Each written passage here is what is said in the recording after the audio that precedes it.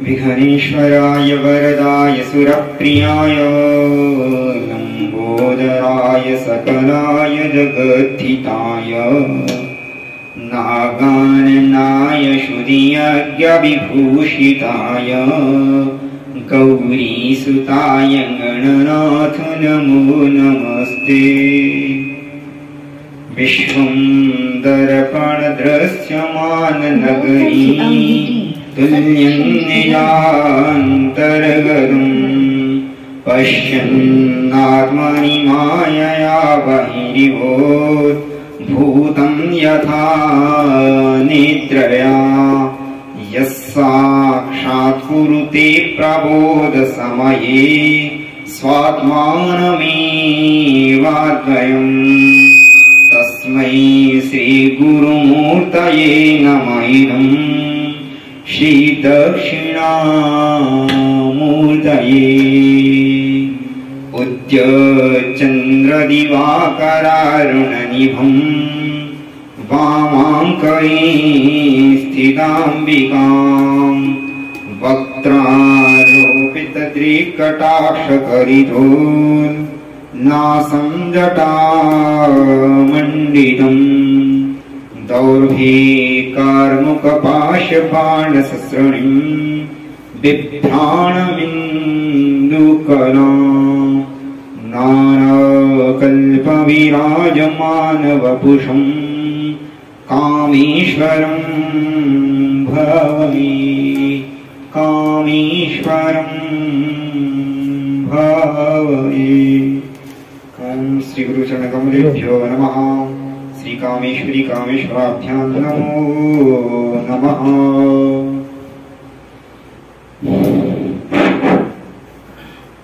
श्री राम जय जय राम। श्री राम जय राम श्री राम जय राम श्री राम जय राम श्री राम जय राम श्री राम जय राम श्री राम जय राम श्री राम जय राम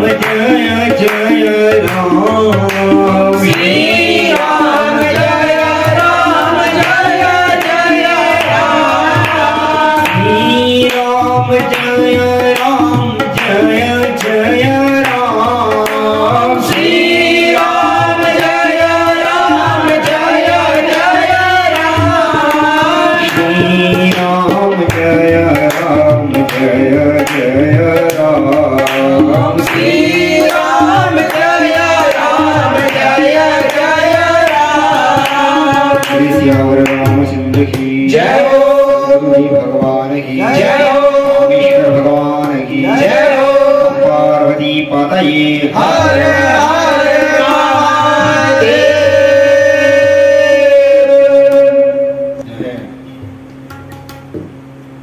यहाँ पर श्री राम जय राम जो भजन हम लोग करते हैं, ये जो है गुरु परंपरा का भजन है। जहाँ तक हमको ऐसा ज्ञात हुआ तो हमने कहीं पढ़ा था कि हमारे गुरु जी के गुरु जी परम गुरु स्वामी श्री धर्म सम्राट श्री श्री कृपात्री जी महाराज, वो भी जो है निरंतर इसी भजन का जो है स्मरण करते रहते थे, इसी का गायन करते रहते थे। कहते हैं कि एक बार जो है वो अस्वस्थ हो गए, चेत अवस्था में थे, अत्यधिक बीमार होने का, परंतु जैसे ही जब उठे तो उनको इस बात का दुख हुआ कि हमको इतनी देर से मूर्छा दी तो हमारा जो है नाम स्मरण बंद हो गया। तो नित्य निरंतर जो है वो बस श्री राम जय राम जो भजन करते थे। तो वैसे ही उनका कथा, उनका प्रवचन, और फिर ये पूज्य गुरुदेव कहीं भी कोई कथा होती है, कोई भी कार्यक्रम होता है तो सर्वप्रथम जो है संकीर्तन इन्हीं से प्रारंभ करते हैं। वंदे गुरु परंपरा। चलिए हम लोग जो है ये कीर्तन करके भगवान राम का स्मरण तो होता ही होता है, सर्वप्रथम जो है अपने गुरु का स्मरण हो जाता है कि कि जो है हमारे गुरु जो है किस परंपरा में चलते थे और किस कीर्तन को लेकर चलते थे। इसलिए हम लोग को जो है बड़े गर्व के साथ हर्ष उल्लास के साथ जो है ये भजन कीर्तन करना चाहिए। जय हो। फिर इसके बाद हम लोग जो है भगवान कामेश्वर के चरणों में सत्संग वट के नीचे यह जो कथा चल रही है, ये भी कथा जो है हम लोग जो इसका पाठ कर रहे हैं, श्रवण कर रहे हैं, ये कथा किसी कार्यक्रम के लिए या फिर अर्थ के लिए कथा नहीं चल रही है। ये कथा भगवत प्राप्ति के लिए एक बात है। पहली बात तो जो है अपने गुरु परंपरा के अनुसार चल रही है, गुरु की आज्ञा को सिरोधार्य करके चल रही है। क्योंकि जहाँ पर आप अभी बैठे हैं आप लोग, ये स्थान जो है सत्संग वट है, और इसी सत्संग वट में जो है पूज्य गुरुदेव बताते हैं कि 40 साल पहले धर्म सम्राट करपात्री जी महाराज यहाँ पर आए थे, पूज्य गुरुदेव उनको लेकर आए थे। तो यहाँ पर इसी वट वृक्ष के नीचे गुरु जी और धर्म सम्राट सत्संग करते थे। तो इस सत्संग वट ये नाम गुरु जी ने रखी, गुरु जी को भी पहले से पता था कि ये सत्संग वट है। तो सत्संग वट के नीचे जो है वो लोग जो है सत्संग करते थे। और संत महात्मा क्या करेंगे, सत्संग मतलब सताम संगा सत्संगा, संतों का संग ही सत्संग है, या फिर सत्य के विषय में चर्चा करना। सत्य क्या है, असत्य क्या है, सदसत्य क्या है। तो सत्य क्या है, सच्चित आनंद स्वरूप, उस परमात्मा का चिंतन, उस परमात्मा की प्राप्ति के विषय में कथा, उस परमात्मा को कैसे प्राप्त किया जाए, उसका नाम रूप लीला गुण धाम के विषय में संत महापुरुषों या फिर ब्राह्मणों के द्वारा या फिर जो शास्त्र या गुरु परंपरा में जो भक्त लोग हैं उनके द्वारा ये सब चिंतन करना, चर्चा करना ही सत्संग कहलाता है।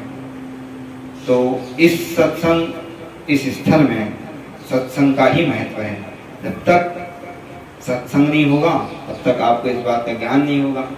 सत्संग से जो है एक मार्गदर्शन मिलता है कि हमको जो है क्या करना है, हमारे लिए सत्य क्या है, असत्य क्या है, और जो सद वस्तु है उसको कैसे प्राप्त करना है, उसको प्राप्ति के लिए उपाय क्या है, यह सत्संग में होता है।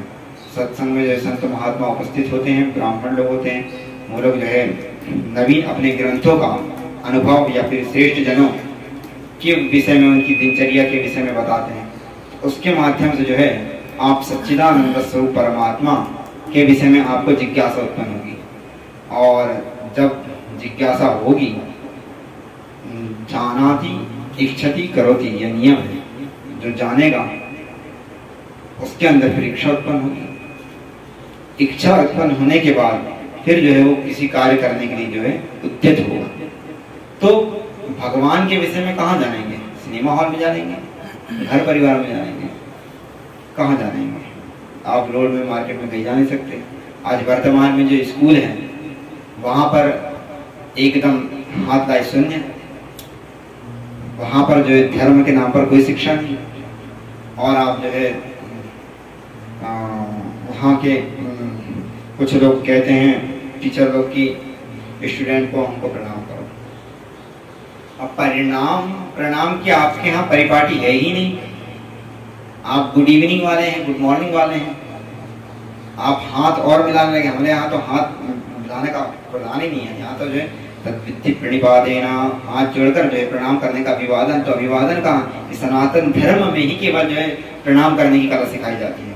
और सनातन धर्म के जो ग्रंथ होंगे वहां पर बताया जाएगा, जहाँ पे सत्संग हो वहां बताया जाएगा कि अभिवादन से नित्यम वृद्धोपसेविना, अभिवादन करना चाहिए। अभिवादन कैसे करना चाहिए, यह परिपाटी जो है जहाँ पर सनातन धर्म होता है वहां पर होती है। इंग्लिश स्कूल में, कॉन्वेंट स्कूल में, या जो आपका कंप्यूटर IT फील्ड होगा वहां पर ये सब नहीं चलेगा। वहां पे वो कि टीचर को वो कहें कि प्रणाम करो तो उनसे ये पूछो कि आप किस परंपरा को प्रणाम करें। आप अर्थगिरी पढ़ा रहे हैं और यहाँ पर अर्थगिरी नहीं पढ़ाया जाता है। यहाँ संस्कृत की जो है पढ़ाई है, यहाँ पर जो है शिष्य आता है और गुरु को प्रणाम करता है, और गुरु को प्रणाम करने के बाद फिर जो है वो जिज्ञासा व्यक्त करता है। ये गुरु शिष्य परंपरा है, इसको जो है फिर हम लोग प्रणाम करते हैं। तो हम लोग ये जो टीचर और गुरु में यही अंतर है, टीचर का सम्मान है और शिक्षा देते हैं, परंतु जो टीचर है उनकी हाँ पूजन करने की पद्धति नहीं है।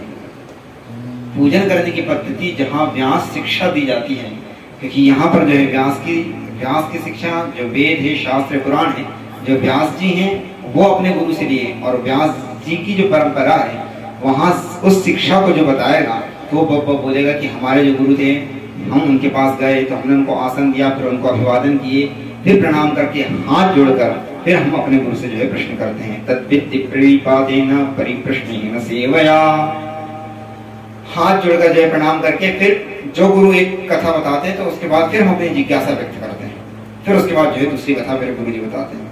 तो ये गुरु शिष्य का संवाद, इससे जो है उनको ज्ञान प्राप्त होता है। तो गुरु का अभिवादन करना चाहिए, गुरु की पूजा करना चाहिए, उनका चरणों तक लेना चाहिए, उनको प्रणाम करना चाहिए। ये जो है संस्कृत जगत में व्यास आदि ग्रंथ, सनातन धर्म सद ग्रंथों का जो वाचन करता है उसको गुरु कहते हैं, उसको हम लोग प्रणाम करते हैं। और ये आपके कॉन्वेंट स्कूल में जो है ये शिक्षा है नहीं, तो इसलिए आप वहाँ पर व्यास पूजा या गुरु पूजा या उनको जो है प्रणाम करने का प्रचलन वहाँ पर कैसे आ जाएगा। अभी किसी ने प्रश्न करा था अभी कि बोले टीचर के विषय में, गुरु के विषय में क्या है, तो हमने कहा शिष्य जो है कृतज्ञता के लिए है, वो जो गुरु ज्ञान देता है तो उसको कृतज्ञता का भाव रखता है, तो उसके लिए उसका अभिवादन करता है। परंतु गुरु का पूजन कैसा होना चाहिए ग्रंथों में बताया जाएगा, और जो ग्रंथ, जो शास्त्र जो शिक्षा देंगे, जो शास्त्रीय शिक्षा देगा उसको गुरु माना जाएगा, और उसको कैसे पूजन करना है तो वो अपने शास्त्र के अनुसार चलेगा। अब आप इंग्लिश मीडियम है, कंप्यूटर मीडियम में है, तो वहाँ पर तो ये परंपरा चलती नहीं, वहाँ टीचर वाली परंपरा है, तो वहाँ पर एक पादुका पूजा वगैरह या इस प्रकार से जो है रंजोरी माल्यार्पण वहाँ का पद्धति नहीं है। वहाँ पे एक है कि रिस्पेक्ट देना चाहिए, रिस्पेक्टेड गुड इवनिंग सर करिए, आप तस्वीर रखिए, आप बैठिए, बस नहीं, तो वहाँ पर ये सब परिपाटी नहीं चलेगी। तो यहाँ पर सत्संग में जाने से सच्चिदानंद स्वरूप सत्संग में जो है सत्य की प्राप्ति कैसे होगी। हम लोग क्यों सत्संग, क्योंकि सत्संग की आवश्यकता क्या है, क्यों हम लोग सत्संग करें।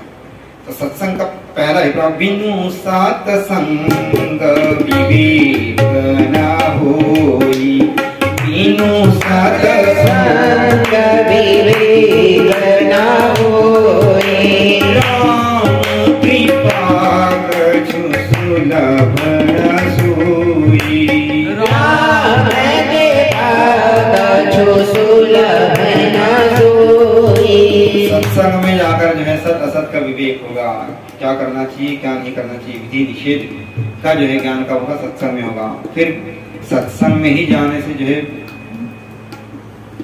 सत्संग से आपको मार्गदर्शन मिलेगा, सत्य क्या है उसके विषय में जानिए, शास्त्र के विषय में जानिए, और फिर उनको जानकर फिर तदानुकूल आप आचरण करेंगे, तब जो है आप अपने लक्ष्य को जो है प्राप्त करेंगे। गुरु जी कहते थे कि सत्संग में जाने से जो है लक्ष्य क्या है इसका ज्ञान होता है, लक्ष्य प्राप्ति का मार्ग क्या है ये जो है वो प्राप्त होता है। और किन किन लोगों ने, किन संत महापुरुषों ने सच्चिदानंद को प्राप्त किया, वो किस रास्ते पर चले, उसको जो है हमको पकड़ना चाहिए। क्यों? महाजनों इन कथा सपंथा, महापुरुषों की कथाएं, महापुरुषों का चरित्र, उनको जो है श्रवण करना चाहिए। और वो किस प्रकार की साधना करते रहे, साधना में वो, अब जैसे हमारे गुरुदेव पूज्य ब्रह्मलीन जगतगुरु जी महाराज, वो जो है धर्म के क्षेत्र में सबसे आगे। अब धर्म में भी 3 क्षेत्र, भक्ति ज्ञान वैराग्य, और भक्ति ज्ञान वैराग्य में जो है सर्वोच्च पद पर उनसे सीखना चाहिए भक्ति कैसी करना है। ज्ञान के विषय में जो है सदा सर्वदा अद्वैत वेदांत का चिंतन, वैराग्य का स्वभाव इतना कि जो है विदेहराज जनक से कम है। साक्षात जो है 98 तक की उम्र में आप उनकी दिनचर्या देखिए, खान पान रहन सहन, स्नान वगैरह जो है, जब तक भगवती का जो है त्रिकाल स्नान ना हो, तब तक भगवती का पूजन ना हो, तब तक जल ना पिए। निर्जला एकादशी 98 की उम्र तक करते रहे सदगुरुदेव भगवान। ऐसे महापुरुषों का चिंतन, ऐसे महापुरुषों की नियमावली देखिए, और जो है वो रात में अगर 2-3 बजे तक पूजा करते थे, 2 बजे तक, तो फिर जो है ब्रह्म मुहूर्त में कभी सूर्य उदय के बाद कभी जो है वो सोए नहीं, सूर्य उदय के पहले ही सदैव उठते रहे। इतना उनका स्पर्श राग द्वेष, कोई कहीं निंदा हो, चाहे कोई उनको खूब प्रशंसा करे, खूब जय हो माल्यार्पण वगैरह करे, खूब उनको डल्ला के गद्दे में बैठाए, और इधर से चल रहा है, परंतु इन सब को देखते हुए भी जो है उन्होंने कभी मंदिर में या कहीं भजन पूजन उनकी साधना में कभी कोई कमी नहीं आई। कहते हैं कि जब वो तो एकदम यंग थे तब तो जो है 10 बजे 9 बजे रात में पूजन बैठते तो सुबह 3 बजे उठते थे, 8 घंटे जो है उनका भगवती का नित्यार्चन, भगवती का पूजन ऐसा होता था। और भोजन पानी में भी जो है नियम संयम, उनके रहन सहन में, तो ये सब साधना उनकी देखना चाहिए। उनको देखकर जो है फिर हम लोग को भी उसी रास्ते के अनुसार की इस समय विपरीत प्रतिकूल अवस्था में जो है हमारे गुरु संत महात्मा और अभी जो वर्तमान में जितने भी जो श्रेष्ठ संत हैं जो शास्त्र अनुसार आचरण कर रहे हैं, इनमें तपस्या है, कोई भजनानंदी है, कोई भक्ति के मार्ग में है, जो कोई ज्ञान मार्ग में है, उनको देखिए कि वो लोग कैसे कर रहे हैं, तो उनसे शिक्षा लेकर वैसा ही जो है आप भी करिए। नहीं महाजनों ये ने गतासा पंथा, ये सबरी तर गई, मीरा जी जो है तर गई, तुलसीदास जी, सूरदास जी, जो कैसे जो है संसार में रहे, परंतु जो है संसार में रहते हुए संसार में नहीं रहे। शरीर संसार में था, परंतु जो है पद्म पत्र में वाम हसी, संसार में कैसे रहना है, संसार में ऐसे रहना है कि जैसे जल में बीच कमल रहता हो। जल में तो कमल है, परंतु कमल जो है गिरा नहीं होता,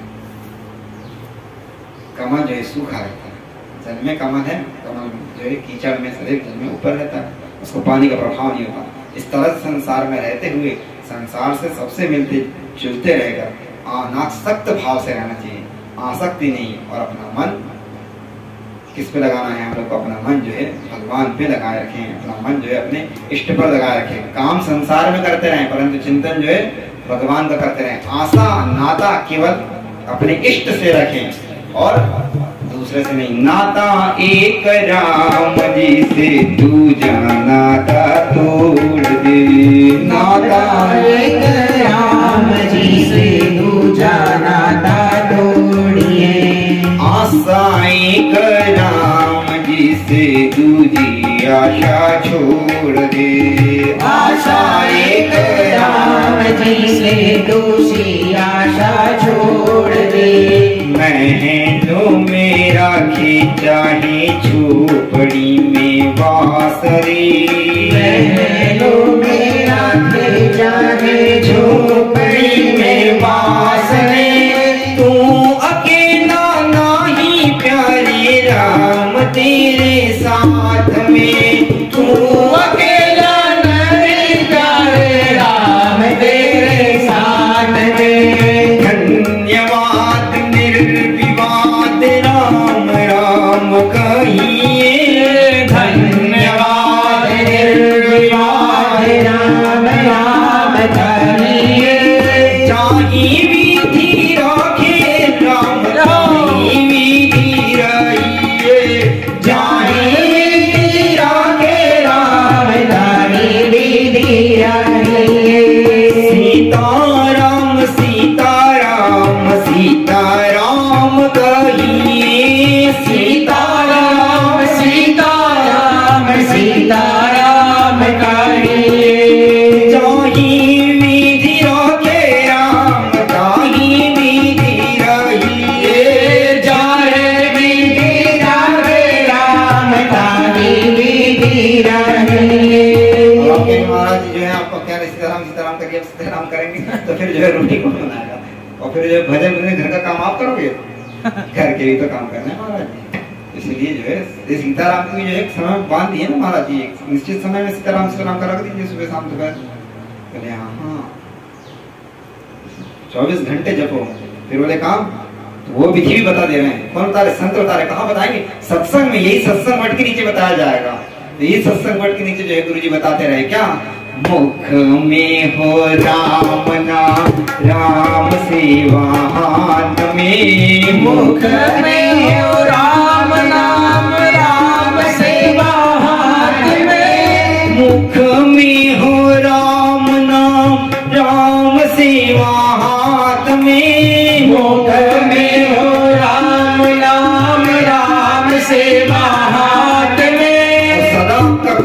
सदा सर्वदा जो है अपने आप को अकेला मत समझना, क्योंकि संसार के सगे संबंधी मित्र जो है विपत्ति काल में तो छोड़ देते हैं। उदाहरण ग्रह को देख लो, गजराज गजेंद्र मोक्ष की कथा आप लोग सब परम ज्ञानी पर ही कथा सुनते रहते हैं। गजेंद्र मोक्ष की कथा जो है, जब महाराज ग्रह जब उसको खींच रहा था तो जो है उसमें पहले अपना बल लगाया, तो उसके बाद जो है उसके कुटुंब परिवार वाले तो वो सब छुड़ाने का प्रयास करे, परंतु जब देखे कि मगर जो है उसको छोड़ नहीं रहा है और घसीट कर जो है लेके जा रहा है अंदर, तो जब सबने छोड़ दिए, पीछे हट गए, बोले अब तुम ही जानो तुम्हारा काम। तब जो है गजेंद्र भी जो है अपने आप असहाय हो गया। तब जो है उन्होंने कहा कि अब हम भी कुछ नहीं कर पाएंगे। तब जो है सबसे विश्वास, सबसे आस जिससे लगी थी, सब उसकी आस टूट गई, विश्वास टूट गया। फिर उसने जो है केवल अपने जो है हरि का स्मरण करा। तो उसी प्रकार से आप इस संसार में रहिए, परंतु आशा किससे रखिए? अपने इष्ट से रखिए, अपने गुरु से रखिए। आशा एक राम जी से, दूजी आशा छोड़ दे। आशा एक राम जी से, दूसरी आशा छोड़ दे। आशा एक राम जी से, दूसरी आशा छोड़ दे। आशा एक राम जी से, दूसरी आशा छोड़ दे। नाता एक राम जी से, तू जाना तोड़ दे। नाता एक राम जी से, दो जाना छोड़ दे। नाता एक राम जी से, तू जाना तोड़ दे। नाता एक राम जी से, दो जाना छोड़ दे। सीताराम सीताराम सीताराम कहिए, ताही विधि राखे राम, ताही विधि रहिए। सीताराम सीताराम सीताराम कहिए, जाहे विधि राखे राम, ताहे विधि रहिए। ये महाराज जो है सत्संग में जाने से जो है विवेक होगा, सत्संग में जाने से जो है सच्चिदानंद की बात होगी। जब सच्चिदानंद की बात होगी तो सच्चिदानंद कैसे प्राप्त करना है उसके विषय में जो है साधु महापुरुष को बताएंगे। सत्संग की महिमा अपार है, सत्संग में कैसे कहाँ फल मिलेगा अभी फिर ये चर्चा होती रहेगी। पर हम लोग बात करते हैं सत्संग वट वृक्ष जो है, जो ये हम जो कथा कर रहे हैं, हम ये बता रहे थे जो कथा कर रहे हैं, ये हम किसी के प्रचार के लिए, अर्थ काम के लिए नहीं हो रही है, केवल वंदे गुरु परंपरा। हमारे गुरु जी यहाँ पर बैठ के करते रहे और हमारे गुरु जी कहते रहे कि सत्संग है यहाँ पर नित्य बेटा, सत्संग होते रहना चाहिए। एक बार जो है गुरु जी से किसी ने पूछा, यहाँ पे आए गुरु जी पूजन आरती कर रहे होते, किसी कुछ पूछना पूछ लो। गुरु जी अपनी घर छोड़ने के बाद जब संत महात्माओं के पास आए तो सदैव संत महात्माओं के दर्शन के लिए जाते थे, तो उन्होंने जो है कभी सांसारिक वस्तु नहीं मांगी। उसमें बड़े बड़े संत महात्माओं के पास जो है गुरु जी दर्शन करने गए। नर्मदा किनारे एक महात्मा थे, उनको जो सिद्धियां प्राप्त थी, वो जो है नीचे से ऊपर पैर करके रहते थे, गुफा में रहते थे। उनके पास गए, जो सिद्धि के बारे में बताओ उनको, परमात्मा के बारे में, अहम ब्रह्मास्मि, इस संसार से जो है मिथ्यात्व का बोध कैसे होगा, कैसे ये संसार में मिथ्या है और ये कैसे जो है जीव और ब्रह्म की एकता के विषय में महाराज बताइए। राधेश्याम खेमका जी जो है उनके पास गुरु जी गए और जो है प्रिय बाबा धर्म सम्राट करपात्री जी महाराज के साथ 25 साल अध्ययन करे। तो पूरे जो है गंगा नर्मदा परिक्रमा करते करते सभी संत महात्माओं के पास जाते थे। अन्न जल का गुरु को कोई चिंता था ही नहीं, एक टाइम भोजन भिक्षा मांग के जो मिल गया तो ठीक है, नहीं तो बस ब्रह्म की चिंता। सत्संग ही करते थे, वो सदा सर्वदा जो सत्संग करते रहते थे। गुरु जी पूछते रहते थे, इनके बारे में बताइए, इनके बारे में बताइए। तो इसीलिए गुरु जी का स्वभाव था कि जो है हमारे पास कोई अगर आए तो आध्यात्मिक चर्चा की जाए। अरे आप साधु के पास जाएंगे तो उनसे बात करिए कि महाराज आप क्यों साधु बने, महाराज जी आप कहाँ से आए हैं, महाराज जी आप क्या करते हैं। अरे आप उनका बायोडाटा के पीछे क्यों लगे, आप उनकी जो है वो कहाँ से आए ये मत पूछो, वो कहाँ जहाँ है उस विषय में पूछो कि आप जहाँ हैं इसके बारे में बताइए। और आप जो है किस कारण से जो है आप कौन सा वैराग्य आपसे हो गया जो आप घर छोड़कर आए। तो साधु से चर्चा जो है शास्त्री करो, संतों से चर्चा सत्य ही करना चाहिए, तब जो है आपका कल्याण हो पाएगा। ऐसे संत महापुरुष जो गुरुदेव रहे तो वो कहते थे, उन्होंने यहाँ पूछा किसी से कुछ पूछो, तो जो है एक सज्जन खड़े हुए बोले भगवान बताओ हमारी नौकरी रहेगी। हम बोले यहाँ पर खड़े हैं कि तुम जो है कुछ परलोक परमात्मा की बात करोगे तो तुम जो है फिर यहीं पर यही इस वृक्ष के नीचे भी यहाँ पे ये बात करोगे। तो ये सत्संग बट इसकी महत्ता है और यहाँ पर जो है सत्संग करते रहे, उसी परंपरा में उन्हीं का स्मरण करते हुए हम लोग जो है किंचित क्षणमपि सज्जन संगति लेका, तो जो है एक एक क्षण, एक घड़ी आधी में यहाँ, तो जो है इस प्रकार से एक घड़ी आधी घड़ी हम लोग जो है सत्संग कर रहे हैं। और सत्संग में भी जो है किसी ग्रंथ के आधार पर सत्संग हो, तो इसीलिए जो है हम लोग देवादिदेव महादेव जो कि यहाँ के इष्ट देवता हैं और ये गुरु जी के जो है परमाराध्य हैं, इनका जो है हम लोग को सेवा करने का सौभाग्य मिला है। हम लोग जो है यहाँ पर कोई सोचे कि इनका फोटो वीडियो वगैरह पूजा करते हुए डाल रहे हैं, तो अपना बता रहे हैं। हाँ, ये बताना चाह रहे हैं कि गुरु जी का शिवलिंग है कि गुरु जी यहाँ पे ये गुरु जी के देवता हैं, गुरु जी इनका नित्य पूजन करते थे, तो उनका जो है हम लोग सबको दर्शन कराना चाहिए। गुरु जी सबसे कहते थे कि हमारा दर्शन बाद में करना, पहले कामेश्वर का दर्शन करना। तो हम लोग भी जो है कामेश्वर का दर्शन आप लोग को करा ही रहे हैं और कामेश्वर के चरणों में बैठकर उन गुरुदेव का स्मरण करके उनका इष्ट का चिंतन करके जो है सत्संग कर रहे हैं। जैसा जितनी समझ है हम लोगों पे, जितनी जो वाणी से जो शब्द निकल रहा है वैसा हम लोग सत्संग कर रहे हैं। तो सत्संग में जो है अभी तक हम लोग जो है शिव जी की पूजा के विषय में ब्रह्मा और विष्णु जी बता रहे थे, और ब्रह्मा जो विष्णु जी जो है शिव जी की पूजा करे और ब्रह्मा विष्णु जी महेश का पूजन करे। महेश आके बैठ गए, महादेव देवादिदेव महादेव आके बैठ गए, उनको जो है सभी वस्तुएं उपहार स्वरूप उनको दी गई, भेंट की गई और उन्होंने जो है सभी वस्तुएं लेकर अपने परिकरों को जो है दे दिया। फिर बाद में जो है उन्होंने कहा कि अब भगवान कुछ कहिए, तो जो है प्रसन्न होकर ईश्वर कहते हैं तुष्टो हमद्यवाम वत्सो पूजयास्मिन् महादिने।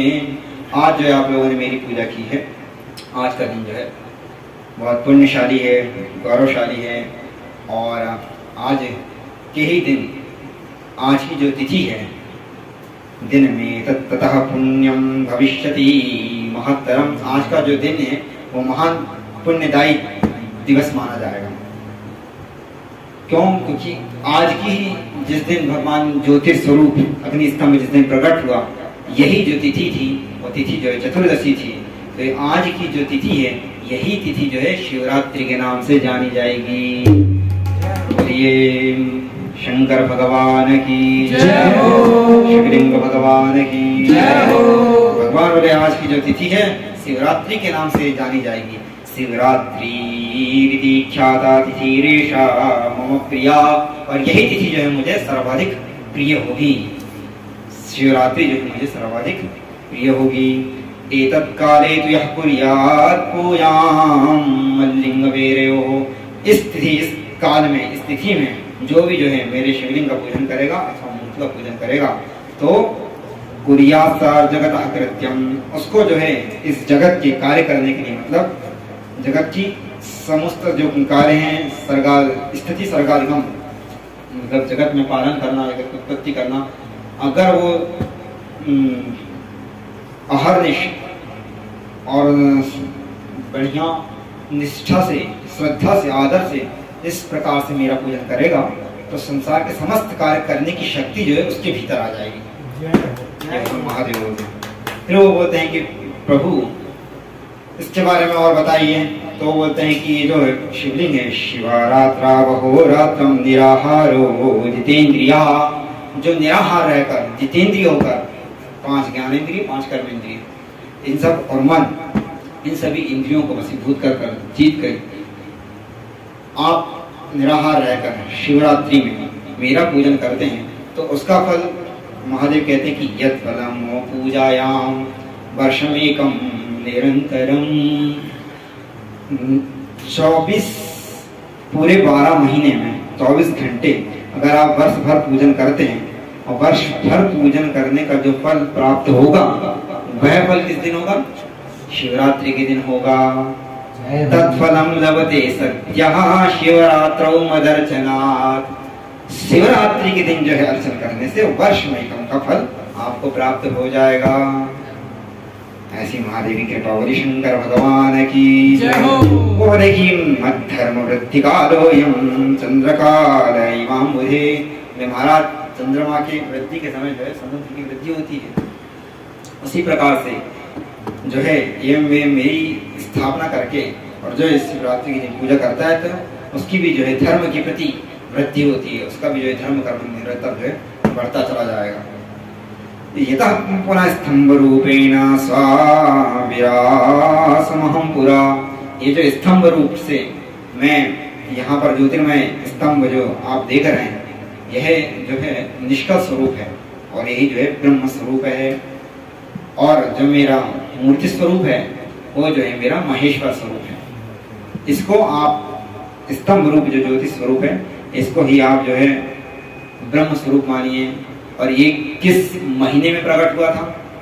तो ये कह रहे हैं कि आरिद्रायाम मार्गशीर्षेतु, आरिद्रा नक्षत्र और मार्गशीर्ष का महीना, तो यह पश्येन मामू मासकम, इस प्रकार से बोले मद्वेरमपि वालिंगम सागुहादपि मे प्रियः। मार्गशीर्ष महीने में आरिद्रा नक्षत्र पे ये मेरा जो है ज्योतिर्मय स्वरूप दिन प्रकट हुआ। इस दिन विशेषकर से शिवलिंग का जो है दर्शन करना चाहिए और विशेष रूप से जो है पूजन करना चाहिए।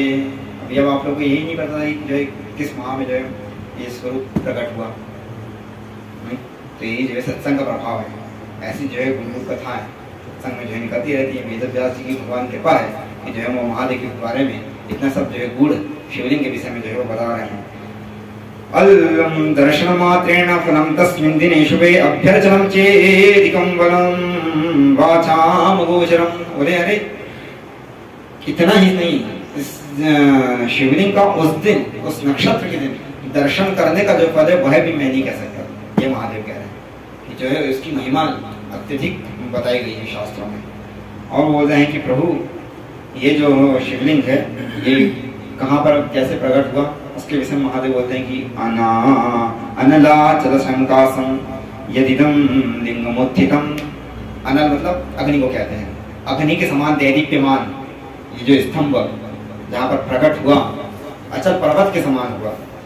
तो अग्नि के समान ये शिवलिंग जहाँ पर प्रकट हुआ अचल यानी पर्वत के समान था, तो उस स्थान को किस नाम से जाना जाएगा?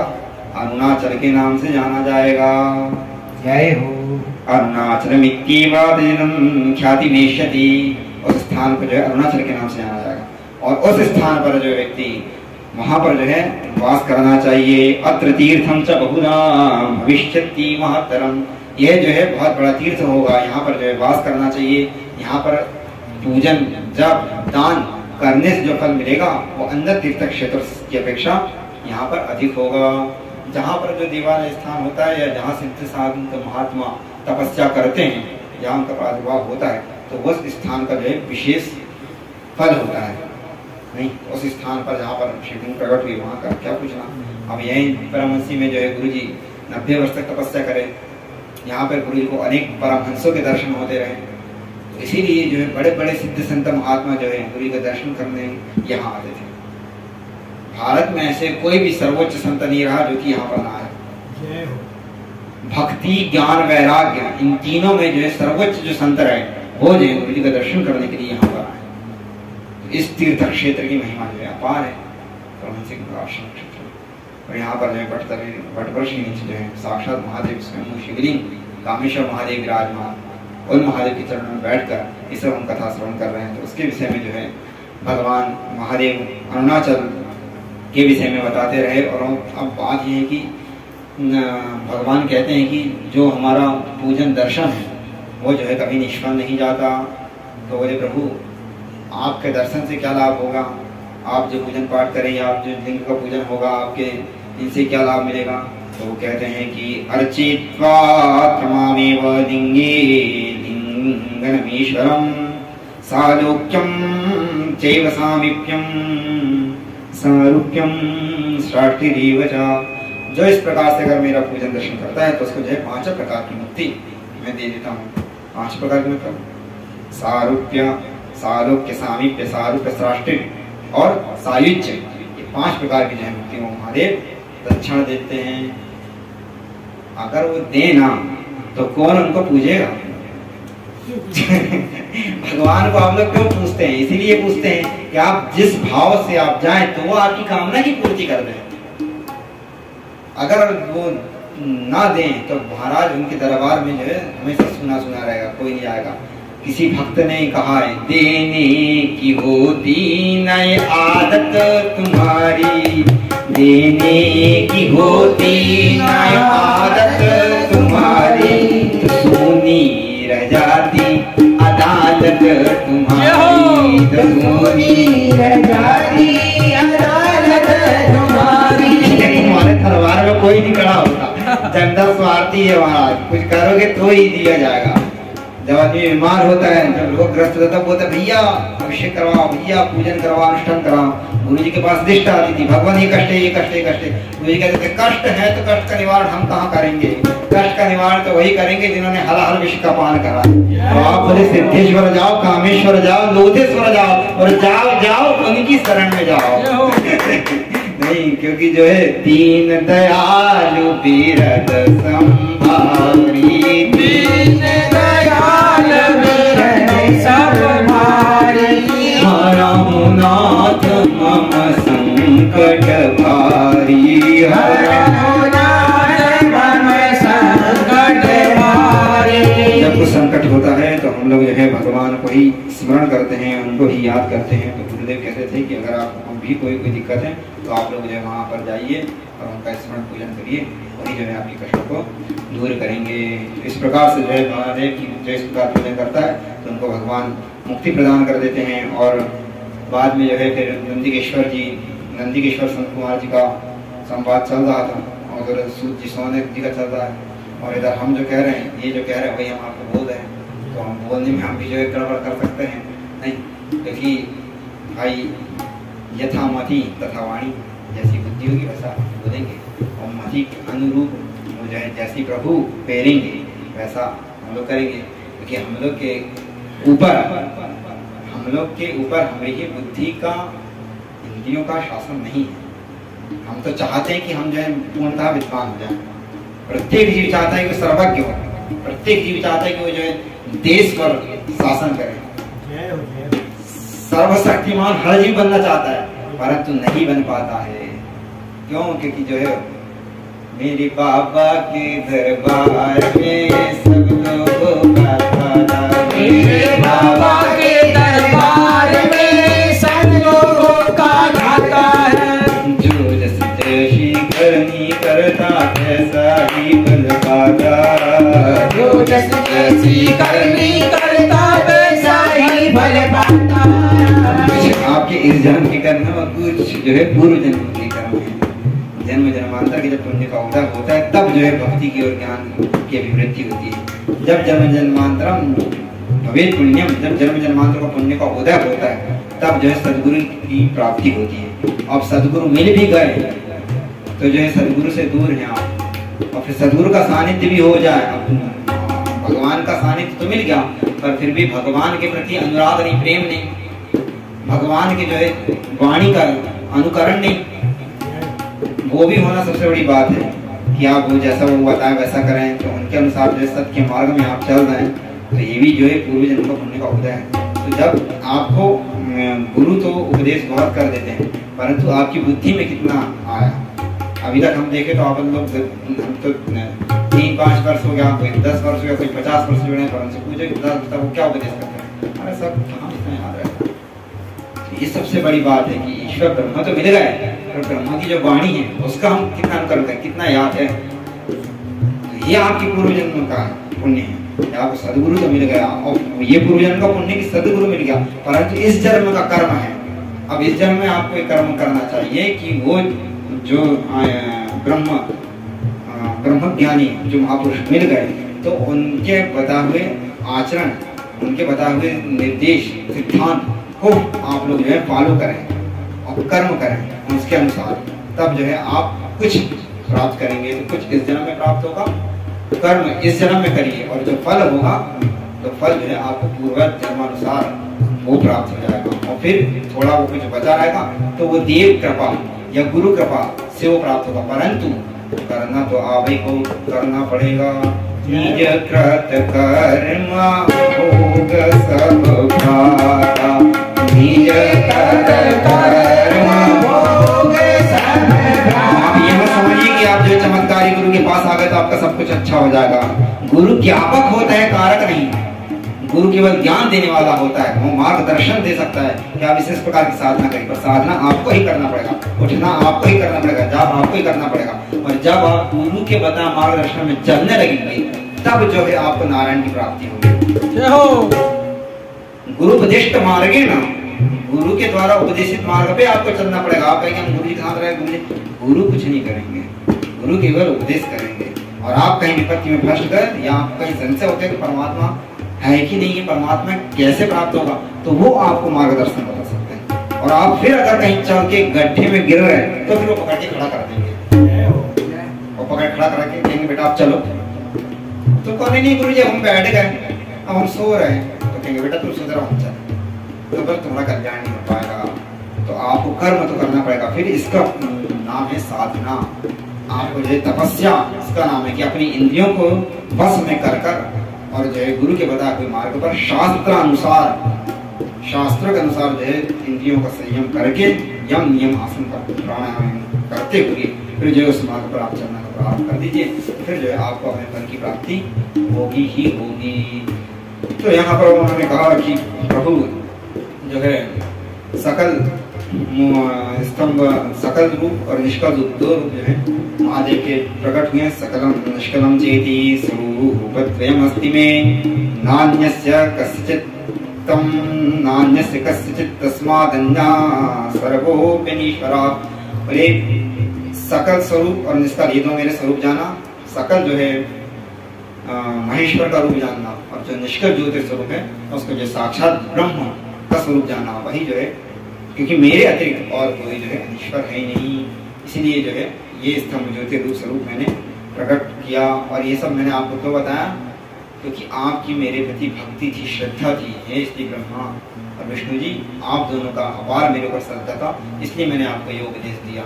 जब तक श्रद्धा न हो तब तक जो है ये सब बातें किसी को नहीं बताना चाहिए। आप कुछ लोग कहते हैं गुरु जी तो जैसे विद्या का रहस्य जानते थे, सब कुछ जानते थे, पर क्यों नहीं बोले? तो वो ऐसी बात है कि गुरु जी वो सब देखते थे कि आपका साधना का लेवल क्या है और आपकी कितनी श्रद्धा है। अब आप आके प्रणाम करके दीक्षा ले लें, फिर 6 महीने बाद आए, फिर जो है बस दीक्षा के लिए खड़े हो जाए, उपदेश कर दो, तो वो सब देखते थे। धीरे धीरे धीरे धीरे गुरु के प्रति कितनी निष्ठा और कितना जो है कितना समय कहाँ पर दे रहे, कितना समर्पण आपके प्रति है, तो वो सब वो देखने के बाद जो है फिर श्री विद्या के रहस्य को जो है खोलते थे, भगवान के रहस्य को सब कुछ जानते थे।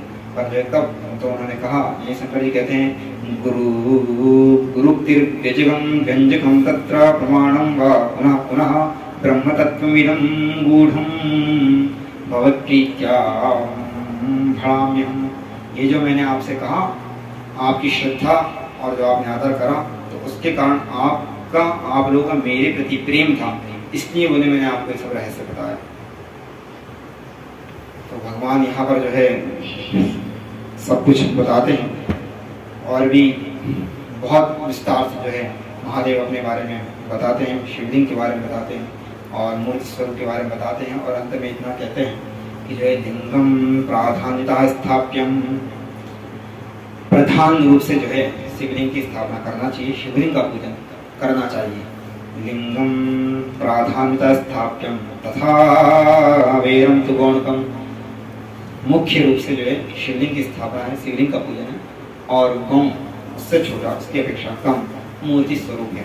और जहाँ पर शिवलिंग की स्थापना होती है उस क्षेत्र को जो है महाक्षेत्र जानना चाहिए, वही क्षेत्र जो है सर्वोपरि है। लिंगा भावे न तक्षेत्रम सवेरम अपि सर्वतः, लिंग क्षेत्र के अभाव में कोई क्षेत्र नहीं है। इस प्रकार से जो है शिवलिंग की ही सर्वाधिक महत्ता, उसका महात्मा और लिंग की तिथि किस दिन वो प्रकट हुआ, उसका दर्शन पूजन क्या करना चाहिए, ये जो है महादेव ने जो है ब्रह्मा विष्णु जी को बता दिया। उसी के निमित्त जो है हम लोगों ने भी थोड़ा बहुत श्रवण कर लिए और ज्ञान दे लिए, तो हम लोग को भी जो है महादेव की शरण पर सुनना चाहिए और महादेव का कीर्तन कर देना चाहिए।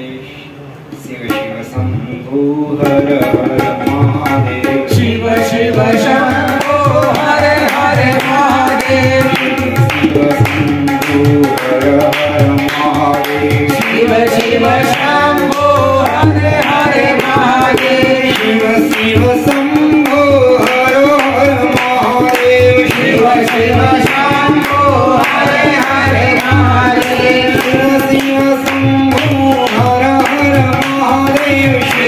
शिव शंभो हर हर महादेव शिव शंभो हर हर महादेव शिव शिव शंभो हर हर महादेव हर हर महादेव।